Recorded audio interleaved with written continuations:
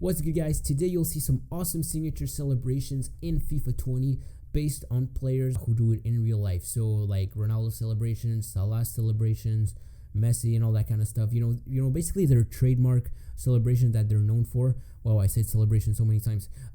You'll also have the controls on how to perform it with any player, but just know that some are exclusive to a specific player. Also, those in the video are the default ones when pressing X with the correct player. So if you score with Ronaldo, when you press X, it automatically does his celebration. By the way, real quick, I have an Instagram page where you get some pretty nice FIFA content, mostly focused around player faces. So if player faces, details in the game are your thing, check it out. It's pretty cool. I'm gonna leave it down in the description, a link for that, and also a link on my Twitter as well. You can follow me there too.